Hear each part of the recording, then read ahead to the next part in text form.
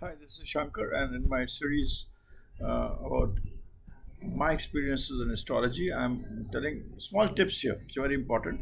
Now, let me talk about, since we talk about Brihaspati or Jupiter. Let me talk about Brihaspati itself. Now, whenever Brihaspati is in Lagna, and you have planets, good planets, who are favorably disposed to Brihaspati in the second and fourth house. Friends like Mars, Sun, Moon, especially these three planets, they in second and fourth, a person will be very wealthy. Moon in second house itself makes a person very wealthy and well off. Money will not be a big issue in life, even if other planets are not very well placed. Moon in second itself is a very good thing to have. But when you have Brihaspati in the first house and you have Moon in the second house, which is excellent for wealth, and when you have Brihaspati in the first house, in the same way, if you have planets like Sun, Moon, Mars in the second and fourth house, it is very good for wealth.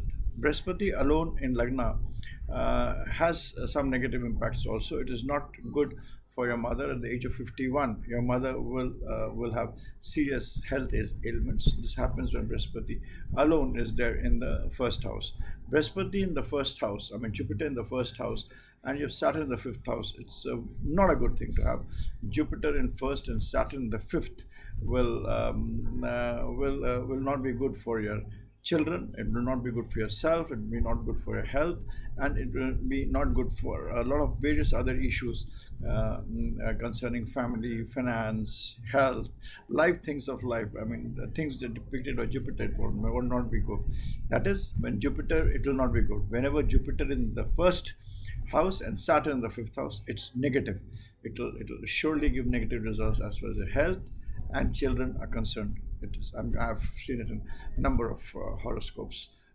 Also deviating a little bit, Jupiter in the fourth house, and you have Moon in the tenth house, or if you have Jupiter in the fifth house or Moon in the 11th house, it is not good if you actually take care of the priests, if you give food to Brahmins, etc. I mean, it's always said it's always good. I don't know, the Brahmins' definition in the Vedic time was very different. But if you give food to the Brahmins or those who understand Vedas, who know Vedic things, it is not good.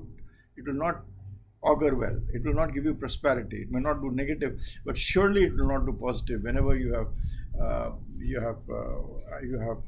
I mean, Brihaspati in the fourth house and Chandrama in the 10th house, or Brihaspati in the fifth house and Chandrama in the 11th house. That is, Brihaspati in the fourth house and Moon in the 10th house, or Brihaspati in the fifth house and Moon in the 11th house. It is not good when you feed Brahmins. It will not, at least for sure, it will not give you positive results. And you should always see that when you have fed Brahmins, done a lot of good to Brahmins. After that, what has been immediately what has happened to you in the next 42 or 50 days? Has it been positive or some negative results have come out, and you will get a good idea. It is based on some karmic theory of the past energy which is there. So this is not good, and even planets like uh, Venus and Sun together, act like Jupiter, negative Jupiter. Again, it's not positive Jupiter. Venus and Sun together act like Jupiter. So whenever, if you have Venus and Sun also in the fifth house or in the fourth house, and you have Moon in the 10th house and Moon in the 11th house, it is not good for you to feed Brahmins. It will not give you.